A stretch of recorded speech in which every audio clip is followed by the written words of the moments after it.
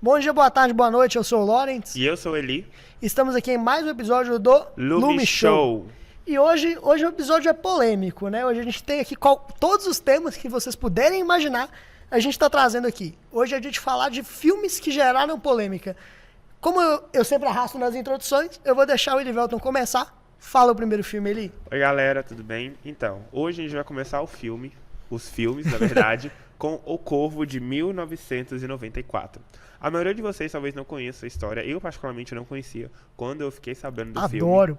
Você gosta de O Corvo? Cara, adoro. Nunca Mas pode vi, prosseguir. Infelizmente. Enfim, o Corvo é um filme de ação que fala sobre uma história de vingança e violência, como muitos outros filmes de ação. Porém, no filme, a gente tem o Brandon Lee, que é o intérprete principal do filme, que é o protagonista. No caso, no filme, ele faz o personagem do Corvo, né? O Eric Draven. Só que o Brandon Lee acabou falecendo nas gravações do filme. Tem uma cena do filme, eu acho que uma das cenas finais, onde ele é baleado e, ao invés de ser algo ficcional, ele infelizmente foi baleado de verdade e acabou morrendo dentro das gravações do filme. E isso gerou uma polêmica muito grande naquela época, porque o filme não tinha como mais ser cancelado, não tinha como mais ser descartado, e gerou toda essa polêmica, a questão tipo, poxa, o cara faleceu fazendo o que ele gostava. Faleceu fazendo filme, fazendo né, cara? um filme. Então teve toda essa polêmica. O diretor mesmo, Alex Proyas, ele comentou sobre isso, ele comentou que também não foi culpa dele, nem culpa da equipe, mas sim da... Eles pegaram uma arma de fetim, né, muito usada em outros filmes, aquelas que disparam bolinhas, que não machucam, porém, aquela arma estava carregada com uma bala de pólvora, de verdade. Tanto que quem puxou o gatilho foi o ator Michael Macy. Ele faz o fanboy, que é um dos vilões do filme, onde ele acabou matando, entre aspas, o Brandon Lee. Só que, infelizmente, não aconteceu nada, tanto com o Michael Macy como também com o diretor, porque eles não tinham culpa em relação a essa morte. E depois da morte do Brandon em 93, e o filme foi lançado em 94, eles tentaram editar o filme para que ele conseguisse ser finalizado com algumas cenas que o Brandon já tinha gravado antes, E ele foi lançado em 94, teve muita aclamação do público, sim, porém teve toda essa questão da polêmica, da morte, etc. E desde então, muitos programas, né, filmes e séries, eles têm essa política de maior verificação de instrumentos como armas e outros tipos de instrumentos dentro de filmagens para evitar uma catástrofe como essa, que infelizmente, querendo ou não, pode acontecer, pode vir a acontecer, e como aconteceu com o Brandon Lee, foi algo trágico, que foi uma grande perda para o cinema, porque o Brandon Lee era um bom ator. E uma coisa que é interessante, né, não é algo positivo, mas que é interessante e curioso, é que o Brandon Lee, você sabe que ele é filho do Bruce Lee, né? Aham. E é doideira você imaginar que os dois, eles morreram muito jovens. Sim. É uma coisa que... E eram dois ótimos atores, E o Bruce né? Lee era ator, né? Realmente. E o Bruce Lee Brandon também era Lee ator. puxou isso dele. Enfim, é uma coincidência que... É uma coincidência triste, Sim. que infelizmente aconteceu. Mas, enfim, alguma coisa a mais pra falar sobre o Corvo? Acredito que não. Essa foi, eu acho que foi uma... Eu acho que começamos bem, começamos com morte. Começamos assim, aos poucos, né? E a Aham. gente vai subindo o nível da polêmica. Porque a próxima é polêmica. Tipo, você não tá entendendo a escala da polêmica. A polêmica é tanta que gerou um atentado num cinema em Paris.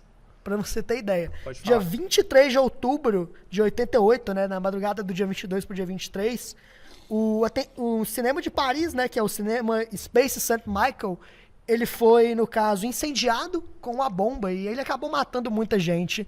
Tudo isso na exibição de A Última Tentação de Cristo, Sim. que é um filme do Martin Scorsese, que pra quem não sabe é o cara do Absolute Cinema, do meme do Absolute Cinema. O Scorsese, ele sempre gostou muito de brincar com essas coisas, sabe? De falar sobre esse tipo de tema, de temáticas Religião. religiosas e tudo mais. Explorando Tanto- esses tópicos, tanto que- desafiando a igreja, as coisas. Ele sempre gostou, na verdade, de ser uma pessoa, não só em religião, tá? Não tô dizendo que o Scorsese ele fazia de maldade. O que eu quero dizer é que o Scorsese ele é uma pessoa que ele gostava muito de explorar, ele gosta, né, de explorar muito dentro do cinema. É um cara que faz filme de 4 horas, é um cara que faz filme de tema que ninguém assistiria, mas que ele fala assim, vou brincar, e aí ele vai e faz. Sim. O Scorsese ele é um cara muito disso. Então, acho que a partir daí também surge um pouco de A Última Tentação de Cristo. O sonho do Scorsese sempre foi fazer um filme sobre Jesus, porque o Scorsese ele é uma pessoa católica embora não pareça, pelo que esse filme vai dizer, ele é uma pessoa que ele é católica. Vamos falar logo de A Última Tentação de Cristo, né? O filme ele é de 1988 e ele é baseado no livro de Nikos Kazantzakis. Olha só a minha pronúncia em grego, como que é maravilhosa. Ele é né? grego? O autor do livro, mecanismo. o autor do livro original, Nikos Kazantzakis, ele é grego. Aham. E aí o que acontece? O filme, ele conta sobre os últimos dias de Jesus, até chegar à crucificação dele. E ele parte para uma outra perspectiva. Eu vou explicando pouco a pouco para você ver até onde que o filme chega. Ele começa partindo da perspectiva de um Jesus que ele é um ser humano como nós. Que ele é duvidoso, ele tem mágoas várias vezes. Uma das primeiras cenas do filme, o Jesus que é interpretado pelo Willem Dafoe, ele senta com o Judas. Se eu não me engano é com o Judas que ele senta. E ele começa a conversar, ele fala assim, pô Judas, eu acho que será que eu sou mesmo o Salvador? Será que eu sou mesmo o Messias? Eu não tô pronto pra isso, sabe? Ele era inseguro. Ele é um cara, sim, ele era inseguro, ele era um cara que ele ficava se questionando sobre as coisas. Várias vezes ele olhava pra Deus e falava, tipo, Deus, eu tô realmente fazendo certo? Então, assim, a polêmica já começa aí, né? O Scorsese, ele traça um Jesus aí que é imperfeito, digamos assim, né? O personagem Jesus que ele quer traçar ali é um personagem humanizado, com falhas e tudo mais. E se não bastasse isso, tem uma polêmica maior que é da última cena do filme, né? Da última parte do filme. Quando Jesus ele vai ser crucificado no filme, ele tem um sonho, né? Chega um anjo que vai pra ele. E esse anjo ele leva ele para um lugar, né? Para uma vida melhor, entre aspas, né? O anjo leva ele para uma vida onde ele se abdicou de tudo. E aí ele tem uma família, né, nessa vida, e é como se o anjo falasse assim, olha só, se você tivesse aproveitado, seguido o caminho de um ser humano natural, talvez você poderia ter uma família, seria muito mais bacana, é o que o anjo tenta falar pra ele. E aí o Jesus, ele vive essa vida por um tempo no filme, por uns 15 minutos, até que Jerusalém pega fogo, acontece um monte de coisa no filme em decorrência disso. E aí o Jesus pensa, e Judas, né, o próprio Judas, se eu não me engano é Judas, vai avisar para Jesus e falar assim, olha Jesus, tá dando errado as coisas aqui, a gente precisa resolver isso. E aí o Jesus vê todo esse mal acontecendo porque ele recusou a ser o Messias, porque ele fez toda essa recusa, aí ele acaba se sentindo mal por isso, ele pensa tipo, pô, eu realmente devia ter sido o cara da salvação, eu realmente sou o cara da salvação. E aí logo depois disso, o Jesus ele se aceita e ele acorda. Aí o que significa? Que tudo aquilo ali, essa última parte do filme, foi um sonho. O bicho ruim lá de baixo chamou ele pra mostrar, né, para tentar converter ele pro lado ruim até o último momento. Só que aí no momento ele aceita, ele entende que ele é o Messias e ele se sacrifica e o filme acaba. E eu não preciso nem dizer o motivo, né, que o filme gerou polêmica, porque, cara, o filme ele acaba, para muitos católicos, ele acabou trazendo uma imagem ofensiva Pra Jesus? Pra Jesus, né, um pouco por tratar de um Jesus humanista no filme, né, de um Jesus humanitário, nesse sentido de personagem, mas também por tratar esse final, sabe, muitos acharam o final muito pesado. E, assim, eu não tenho conhecimento, tá, isso aqui não é a minha área de específica e tal, então assim, eu não posso falar assim o que é certo e o que é errado. Eu acho muito que cada um vê da sua forma, né, como que vai ser esse filme. Todo mundo que viu a polêmica nesse filme, eu não vou tirar a razão dessas pessoas. Eu acho que se elas se sentirem incomodadas, elas têm todo o direito, né, delas se sentirem incomodadas. Já conversei com alguns amigos sobre o filme, expliquei para eles sobre o filme, amigos católicos, que não se incomodaram e também tá no direito deles, né? Porque, querendo ou não, é uma história, cada um vai ter a sua interpretação, sabe? Eu acredito que, né, Jesus é um cara, querendo ou não, é a pessoa mais famosa do mundo, digamos assim. Então, vai ter, sim, vários diretores, atores que vão colocar Jesus em cena, diretores, etc., em personagens diferentes. A gente tem como, por exemplo, também aquela polêmica da Porta dos Fundos, que teve um Jesus gay, então... querendo ou não, é um personagem que vai ser colocado em várias situações que talvez as pessoas não vão aceitar, não vão querer ver ele, mas as pessoas vão querer sempre desafiar um pouco mais. Isso Os é diretores verdade. vão querer desafiar um pouco mais. Então, acredito eu que quando eles fazem isso com respeito, com estudos também, que é um caso que eu vou falar sobre isso hoje, a questão dos estudos antes mesmo de criar um personagem, eu acho que dá certo quando a pessoa também sabe interpretar aquilo que ela está vendo.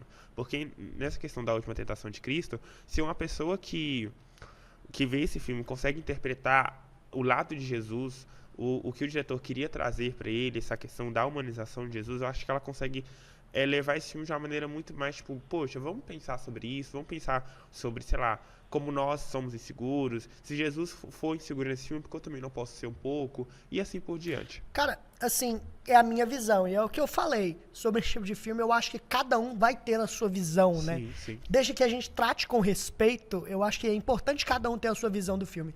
Mas eu falo porque o Scorsese, ele sempre defendeu o catolicismo, e o sonho dele sempre foi fazer um filme sobre Jesus Cristo. Então, assim, é a minha visão.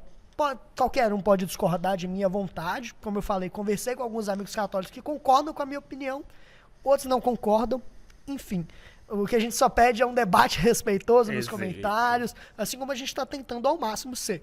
Mas, assim, eu vejo como no filme, como eu te falei, no final, o Jesus, ele aceita o que ele é, sabe? E o filme mostra aquele diabo, mostra aquela coisa ruim, como se fosse um mal na vida dele. Falando assim, olha, isso é ruim, sabe? Por mais que todas essas coisas aconteçam, né? Por mais que o filme mostre ele, tipo, casado, tendo filhos, que sejam coisas que a Igreja Católica não concorde, eu acho que o filme, ele tenta trazer, no final, aquela ideia de mostrar o Jesus dessa forma como uma ideia incorreta, entende? Tanto que quem colocou ele nessa armadilha foi o próprio diabo, Sim. né? E ele acaba vencendo aquilo. Então, assim, essa parte, ela é uma vilã do filme, digamos assim, sabe? Então, assim, a minha opinião é essa. Conheço pessoas que concordam, conheço pessoas que discordam. E aí vocês ficam aí livres pra concordar, discordar. Sua vez, Elivelton. E é isso aí, galera. Eu acho que a maioria dos filmes é sobre perspectivas, opiniões. A também. grande maioria é a sua perspectiva, mas enfim. Saindo de Jesus, vamos um pouco para a DC, né, que é uma grande produtora de filmes. Nossa, nós caímos de Jesus para DC Comics, é Eu não sério? entendi. Era pra ser uma crítica? Não, enfim, whatever.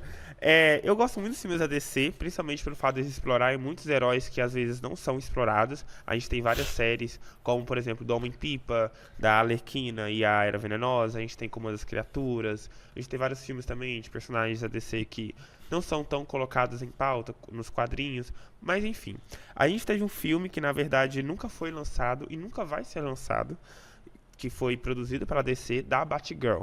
Esse filme, ele era pra ser lançado em 2022, nos meados de 2023 também, porém foi um filme totalmente cancelado.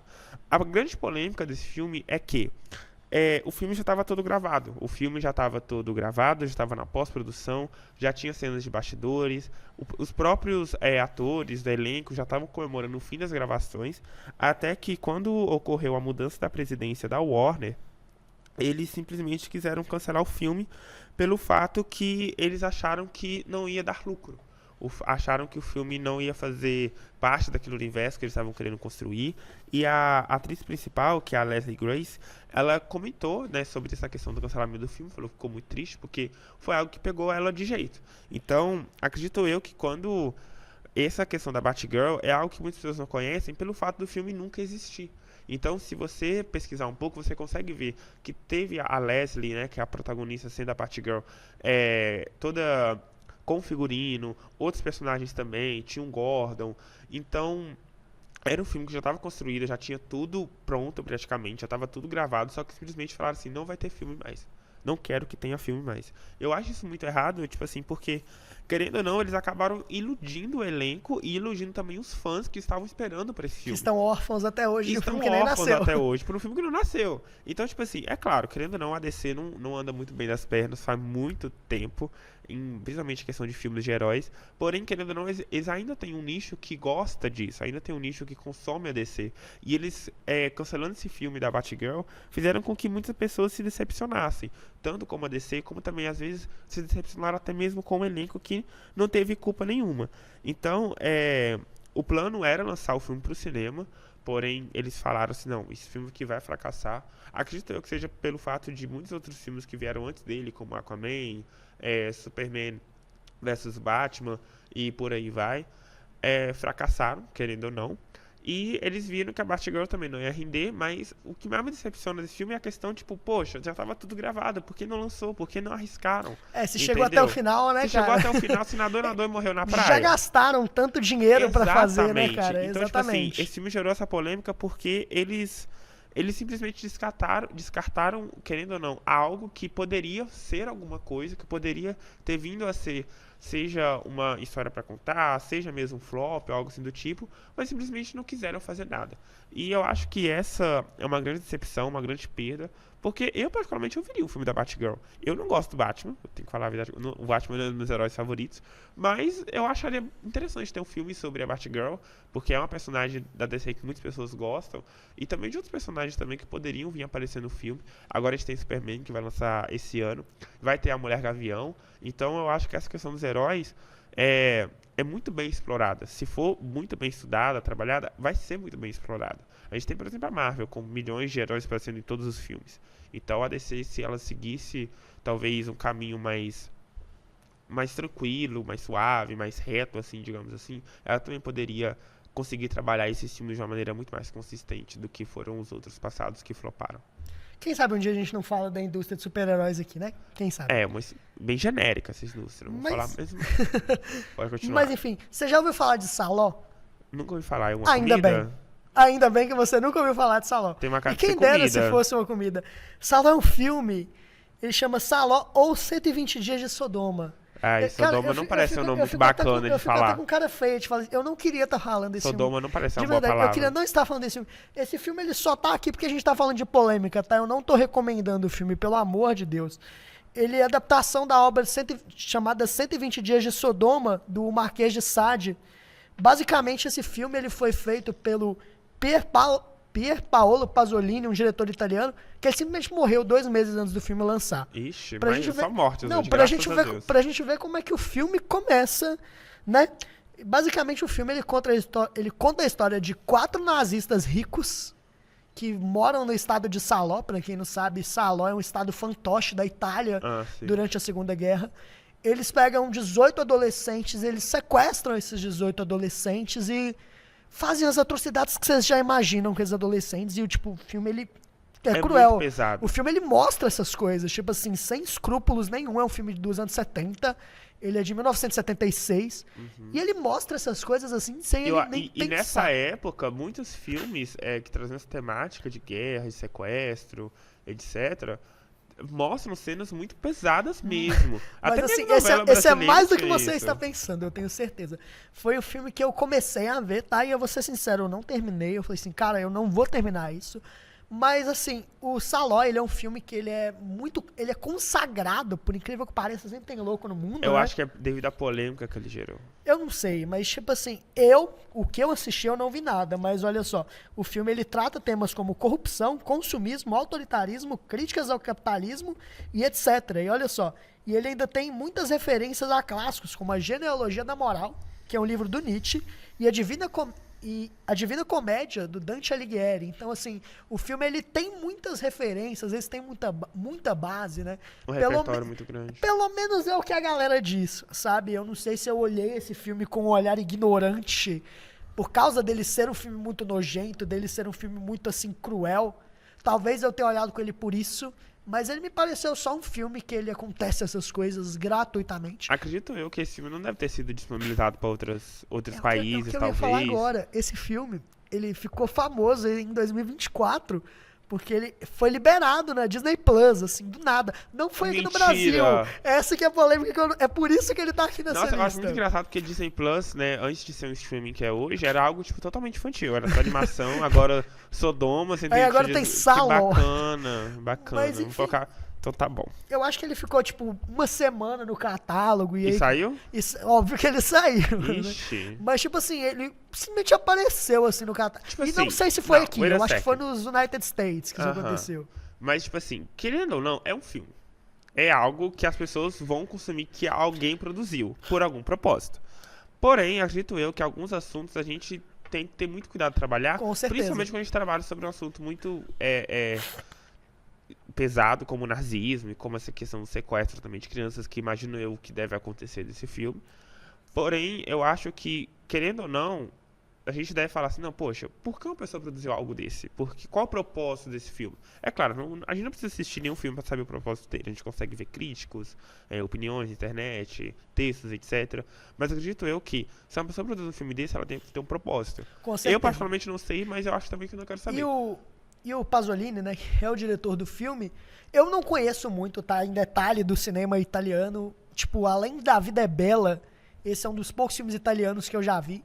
Mas, tipo assim, mas ele é muito consolidado dentro dos clássicos, assim, do cinema italiano, sabe? Ele é tipo como se fosse um Glauber Rocha, assim, da Itália.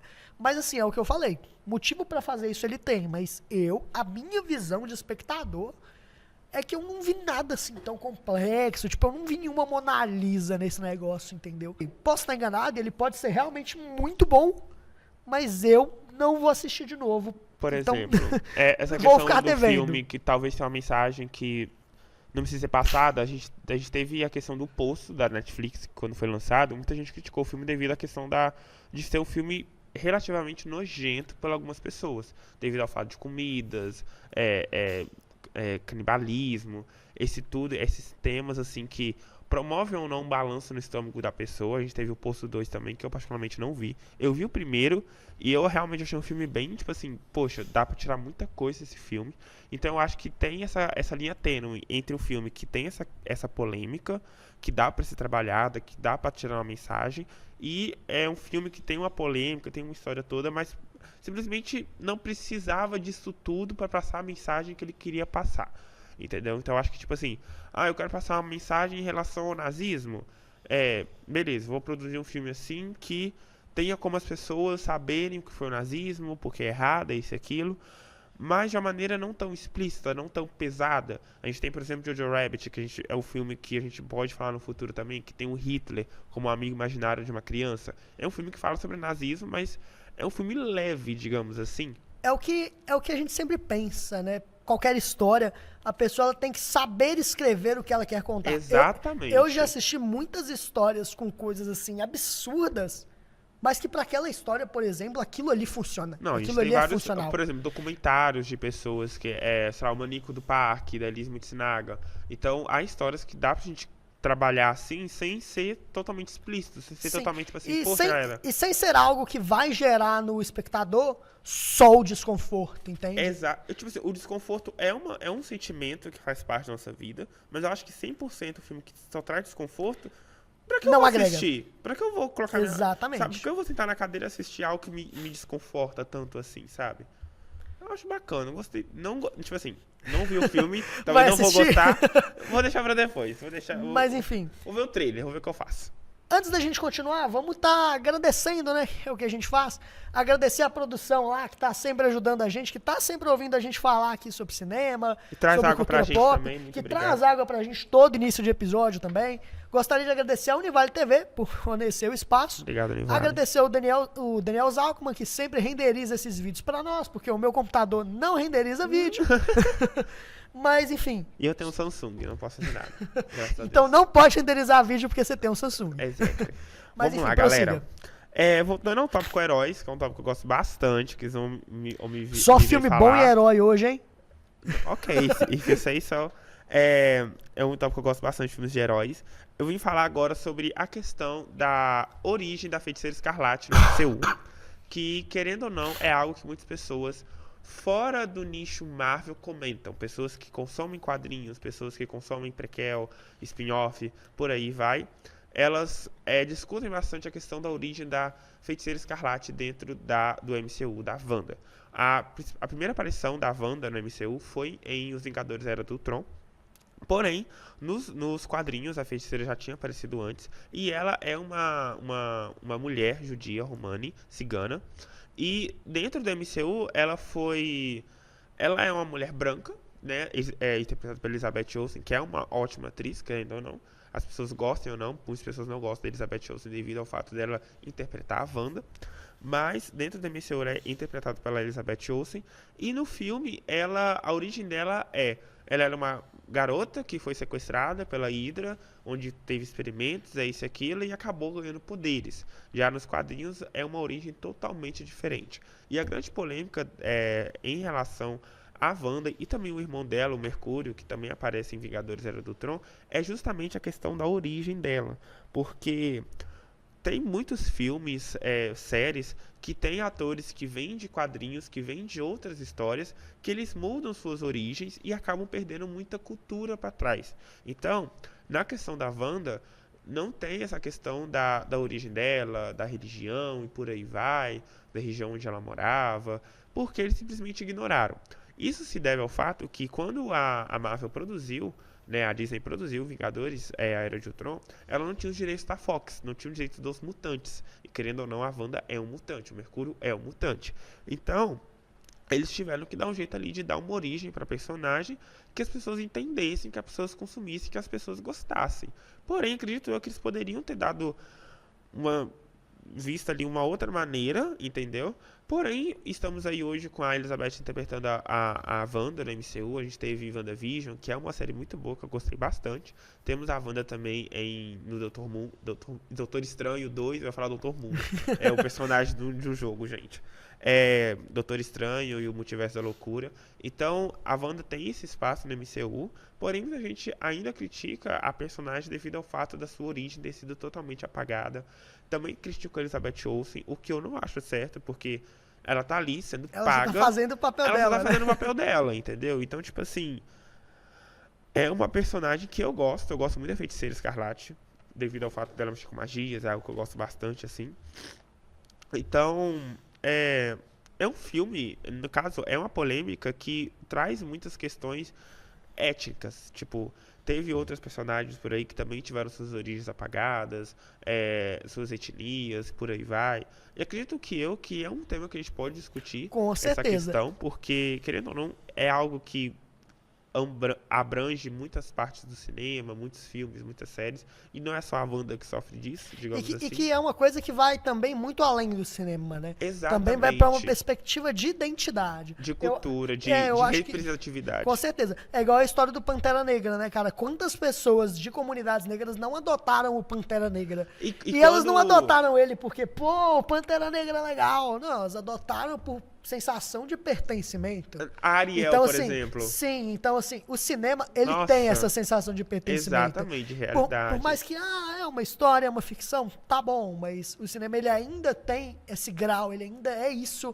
pra muitas pessoas. É o que eu te falei, né, cara? O Pantera Negra não é tão idolatrado porque as pessoas acham ele legalzinho, entende? Quando houve a morte do protagonista de Pantera Negra, eu esqueci o nome dele. Eu também esqueci, eu vou colocar aqui na edição, mas eu também esqueci agora. Chadwick Boseman, obrigado, produção. Obrigado, produção. E teve a morte dele, aí quando anunciaram que a Shuri, eu acho que é Shuri mesmo, né, personagem, iria interpretar a Pantera Negra, todo mundo falou assim, como assim uma mulher? Coloca um homem branco aí, então, pra ser Pantera Negra. E, tipo assim, realmente teve gente que cogitou essa ideia de colocar uma outra pessoa pra interpretar o Pantera Negra que não fosse uma pessoa negra. Tipo assim, poxa, ia literalmente acabar com toda a história que o Pantera Negra tinha. Ia acabar com toda a ideia, né? Exatamente. E não só a Pantera Negra, teve a questão da Ariel também, da personagem. Tem a questão também de outras princesas da Disney que também tiveram essa questão da cultura. Tem várias questões. Inclusive, eu acho que isso aí até rende um tema, né? Futuro pra gente falar. Com certeza, em algum momento a gente vai falar sobre isso. Porque é um tema extremamente interessante, né? Cinema não é só sobre filme, é sobre identidade, sobre cultura, sobre todos esses temas aí. A gente podia trazer alguém pra falar sobre Podíamos trazer alguém, né? Quem sabe em breve, né? Whatever. Mas, enfim, pode continuar, Lawrence. É minha vez. Agora eu vou ter a graça de finalmente falar sobre anime, que é uma coisa que eu adoro. Ixi, gente, saindo aqui da gravação, saindo do estúdio. Só coisas boas. Luzes. Só coisas boas e anime por aqui hoje. Exemplo. Enfim, hoje eu vou falar de Cisne Negro. Cisne Negro não tem um anime, mas ele foi supostamente, né, abre aspas, copiado de outro anime mesmo, chamado Perfect Blue. Perfect Blue, assim, ele é um clássico da animação japonesa. É o meu filme de animação japonesa favorito. É um filme feito pelo Satoshi Kon. O Satoshi Kon, depois do Miyazaki, né, que é o diretor do estúdio Ghibli, eu acho que na escala das animações, o Satoshi Kon, ele é o melhor diretor. Até hoje, ele é bem consagrado. As obras dele, assim, são gigantescas. Muitas obras, assim, norte-americanas que a gente conhece tem base da obra do Satoshi Kon, do trabalho dele. O Inception. Você deve conhecer o Inception. Sim, ele aquele que você memória e memória. Sim, que você mora nos sonhos. Uhum. Ele é baseado no Paprika, um mangá que virou filme do Satoshi Kon. Então, assim, o Satoshi Kon, ele foi um cara, assim, visionário pro tempo dele, pra indústria da animação japonesa. E, basicamente, o que acontece?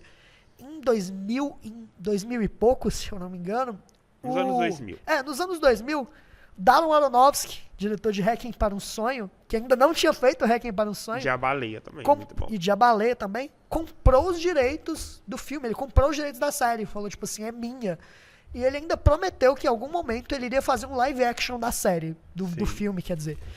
E aí ele comprou essa cena pra fazer uma única cena inspirada totalmente no filme, no Requiem para um Sonho, que é aquela cena da banheira, Sim. que ela é famosa.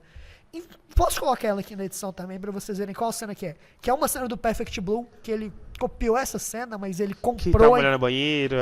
Isso. aham. Mas ele comprou os direitos, então não é mais cópia. Enfim, Ó, e? o ponto é... Aí agora que a gente vai falar, né? Tendo esse contexto breve, veio Cisne Negro. Cisne Negro ele é um filme de 2010, Muito que ele é bom. muito mais do que só uma cena da banheira. Nossa. O Cisne Negro, eu vou ler aqui a história, né, gente? Porque, pelo amor de Deus.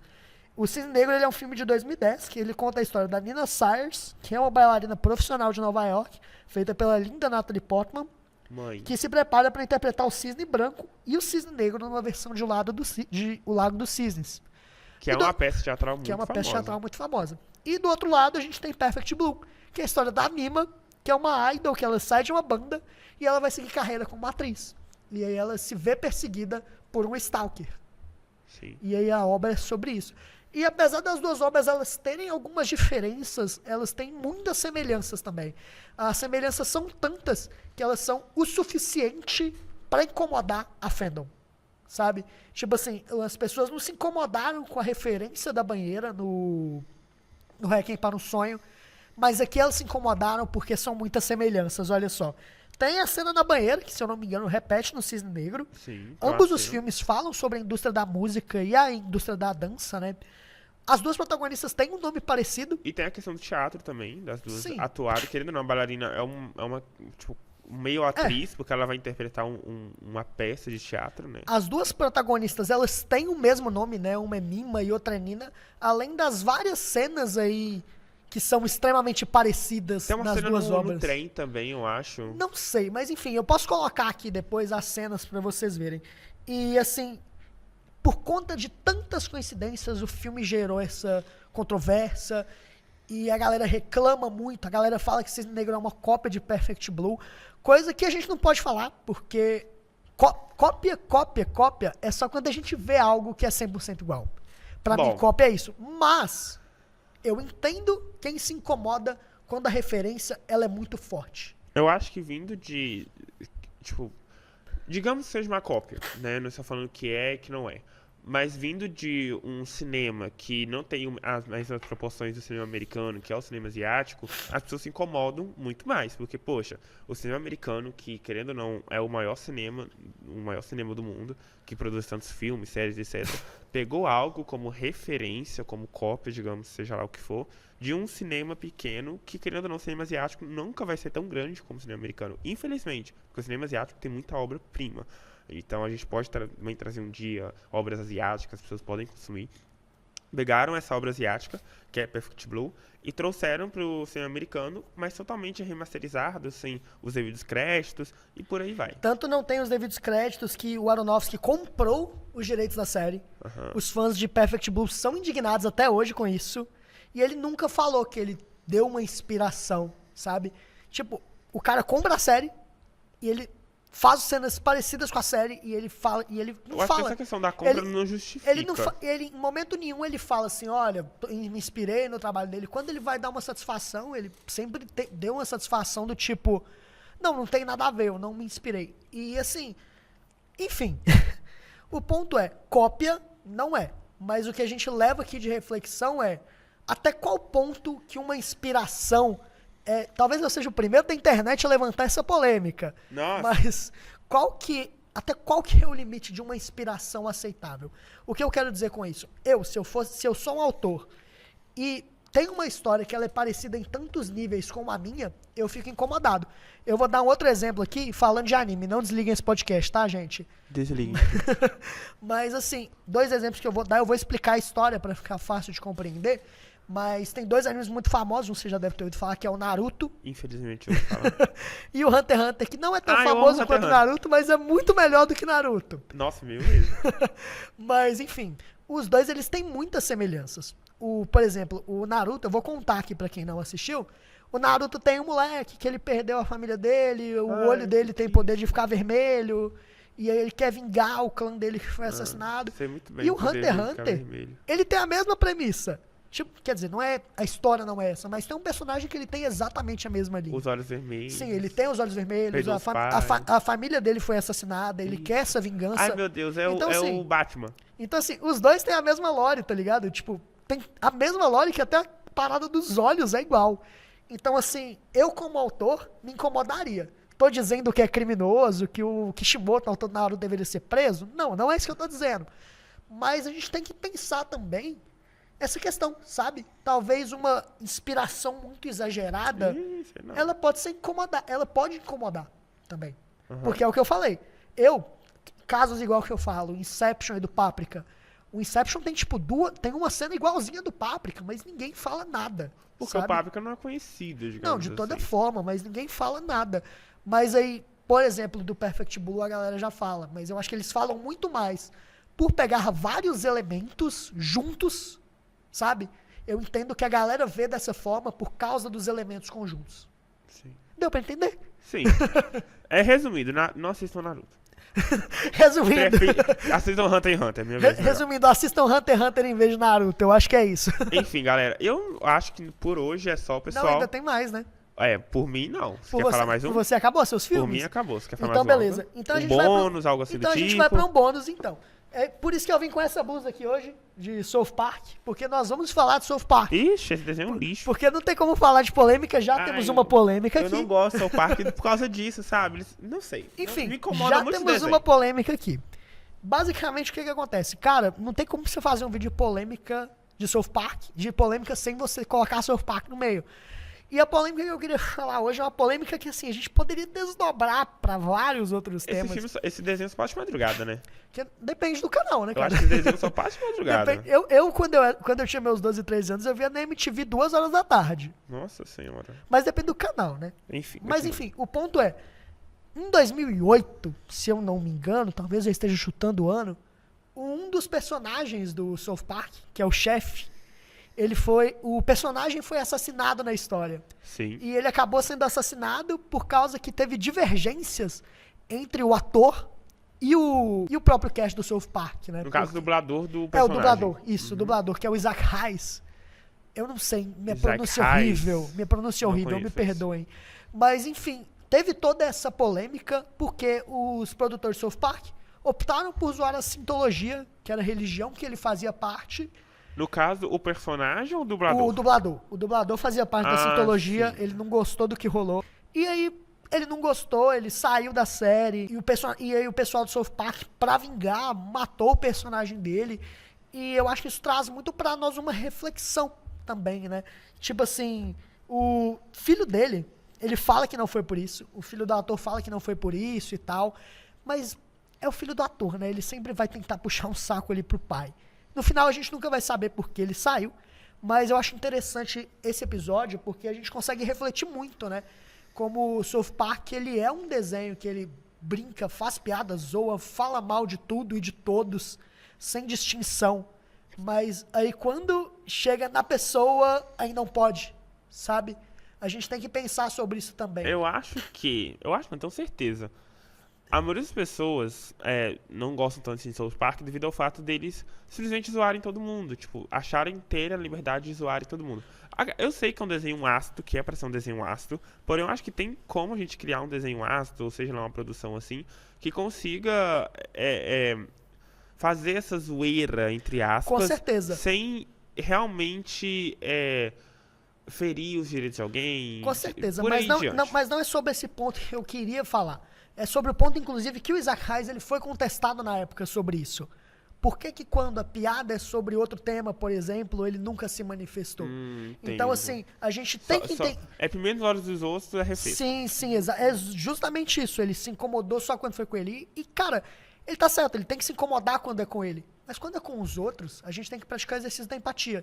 Ver até onde vai aquela piada e falar assim, pô, isso aqui não é tão bom, sabe? Então, assim, realmente ele tava no direito dele, realmente, pô, o cara tava ofendido, saiu do desenho, mas o desenho faz os mesmos com os outros, ele poderia ter essa empatia também. Eu acho que... É isso que me deixa, assim, no filme, e, tipo assim, tem vários momentos, assim, da nossa história que acontece isso. Por exemplo, o próprio episódio dos Simpsons do Brasil. Cara, aquele episódio gerou um rebuliço enorme, mas a gente nunca reclamou quando os Simpsons fez outro tipo de zoeira, outro tipo de piada, outro tipo de coisa dessa forma. Eles sempre fazem com pessoas asiáticas. Eles sempre fazem com pessoas asiáticas e a gente nunca coloca esse questionamento. Então, assim, é sempre importante, claro, eu não tô dizendo que o Isaac Hayes que ele tá errado se sentir ofendido, pelo contrário. Mas a gente sempre tem que ter esse bom senso, né? Não fazer isso valer só pra nós, mas valer pra todo mundo. Tipo, pô, eu não gosto de eu não quero que faça uma piada comigo, também não vou aceitar que faça uma piada muito forte com tal minoria, com tal grupo. Sim. Então, assim, eu acho que é isso. Eu acho que é isso que faltou no ator na época. E, enfim, eu acho que é isso. Tem mais alguma coisa? Bom, por mim não, a gente pode encerrar o episódio por hoje. O que você acha? Podemos encerrar o episódio por hoje. Podemos encerrar hoje. Foi menos polêmico do que eu pensei que seria. Muito obrigado, galera, por ouvirem até aqui. Não se esqueçam de sempre acompanhar nosso podcast, também acompanhar nossas redes sociais. Sempre também mandarem sugestões, talvez, caso vocês queiram ver algum tema Exatamente. aqui. E só lembrando, antes de finalizar, esse episódio ele tá previsto para sair como em março, como o terceiro episódio, por causa de ajuste no calendário. Talvez ele saia mais à frente, talvez ele seja o quarto episódio. E quando a gente fala dos agradecimentos, a gente está agradecendo quem nos acompanha e quem nos apoia até o dia da gravação. Então, quando está saindo esse episódio, né, no início de março, você nos apoia frequentemente, a gente não cita o seu nome, foi mal, a gente grava 2 meses antes de sair. É, porque a gente veio do passado. A gente vem do passado. Do passado, olha como é de volta para o passado. Enfim, paciência, se você apoia a gente vai citar o seu nome, fica calmo. Muito obrigado, gente, muito obrigado mesmo. Eu sou Eli. E eu sou o Lawrence. E esse foi mais um episódio do Lube Show.